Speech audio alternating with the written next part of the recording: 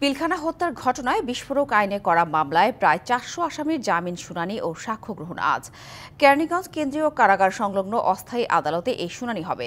আজ আদালতের রাষ্ট্রপক্ষে সাক্ষ্য দেবেন সেনাবাহিনীর সাবেক মেজর ইউসুফ। জামিন ও সাক্ষ্য গ্রহণের সব প্রস্তুতি নেওয়া হয়েছে। ভোর থেকে বিডিআর জওয়ানদের জামিনের আশায় কারাগারের সামনে অবস্থান নিয়েছেন দেশের বিভিন্ন প্রান্ত থেকে আসা স্বজনরা। বিডিআর হত্যাকাণ্ডের পর 16 বছর ধরে হত্যা ও বিস্ফোরক আইনে করা মামলায় কারাভোগ করছেন এসব আসামিরা।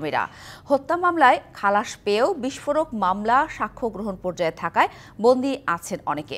বিচার প্রক্রিয়ায় দীর্ঘসূত্রতার অবসান ঘটিয়ে বিচার প্রার্থীরা কারামুক্ত হবেন এমন প্রত্যাশা স্বজনদের।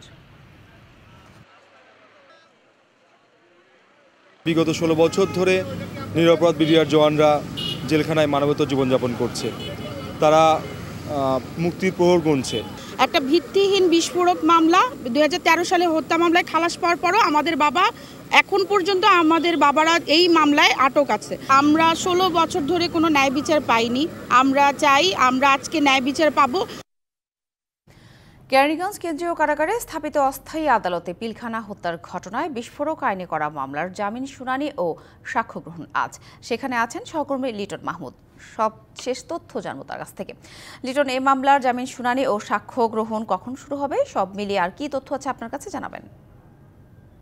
জান্নাত, আপনাকে ধন্যবাদ। প্রথমে একটু সংশোধন করতে চাই, আজকে হত্যা মামলা নয়, বিডিআর যে ট্র্যাজেডি অর্থাৎ পিলখানার যে ঘটনায়, সেই ঘটনায় কিন্তু আজ বিস্ফোরক আইনের যে মামলা, সেই মামলার শুনানি অনুষ্ঠিত হবে। এই আজকে যে বিষয়গুলো রয়েছে আদালতের শুনানির, সেটি হচ্ছে জামিনের যে বিষয়টি রয়েছে। দীর্ঘদিন ধরে তাদের যারা বিডিআর জওয়ান রয়েছেন তাদের স্বজনরা জামিনের বিষয়ে যে দাবি করে আসছিলেন, সেই জামিনের শুনানিটি আজকে অনুষ্ঠিত হবে। পাশাপাশি আজকে একজন যে সাক্ষী রয়েছে এই যে বিডিআর বিস্ফোরক মামলায়। ইলেকট্রা রেফ্রিজারেটর, খাবার তাজা তো জীবন তাজা। ইলেকট্রা, ফ্রিজের রাজা। সাবেক হচ্ছে সেনাবাহিনীর মেজর ইউসুফ, তিনি কিন্তু আজ আদালতে সাক্ষ্য দেবেন। আদালতের যে ঢাকার বিশেষ ট্রাইব্যুনাল যে 2 রয়েছেন, তার চিফ প্রসিকিউটর বোরহানুদ্দিন আমাদেরকে জানিয়েছেন তিনি একজন প্রত্যক্ষদর্শী সাক্ষী, এবং যে কারণে তারা সর্বোচ্চ গুরুত্ব দিচ্ছেন এই সাক্ষীকে নিয়ে, এবং সেই রকম যে প্রস্তুতি শুনানি করার জন্য সেটা কিন্তু তারা সব নিয়ে রেখেছেন। ইতিমধ্যে অল্প কিছুক্ষণ আগে এই যে বিস্ফোরক আইনের যে মামলাটি, সেই মামলায় যারা হচ্ছে গিয়ে আসামি রয়েছেন তাদেরকে কিন্তু আদালত যে অস্থায়ী রয়েছে কেরানীগঞ্জের কেন্দ্রীয় কারাগারে, সেটার ভিতরে প্রবেশ করানো হয়েছে। ইতিমধ্যে কাশিমপুর কারাগার থেকে আরো যে 50 জন কয়েদি রয়েছে তারাও কিন্তু এই যে কেরানীগঞ্জের অস্থায়ী যে আদালত, সেই আদালতে এসে তাদেরকে হাজির করা হয়েছে।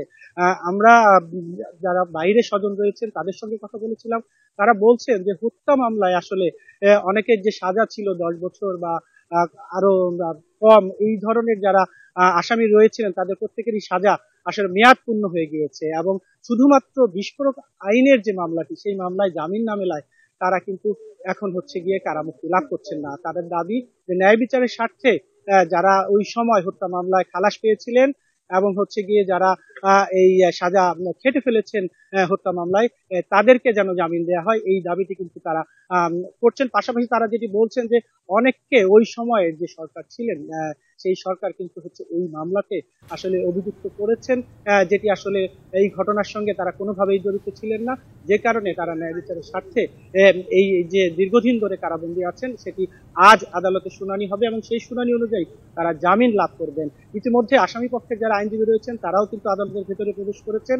এখন পর্যন্ত রাষ্ট্রপক্ষের যিনি পাবলিক প্রসিকিউটর, পাবলিক প্রসিকিউশন বিভাগে রয়েছেন, তাদের কিন্তু আমরা কাউকেই দেখতে পাইনি। তবে বেলা 10:30টার দিকে যে শুনানির বিষয়টি সেটি ধার্য রয়েছে। শুনানি শুরু হওয়া মাত্র জান্নাত আপনার মাধ্যমে আমরা দর্শকদের নিশ্চয়ই লিটন, আপনার মাধ্যমে আমরা জানতে পারবো। ধন্যবাদ লিটন।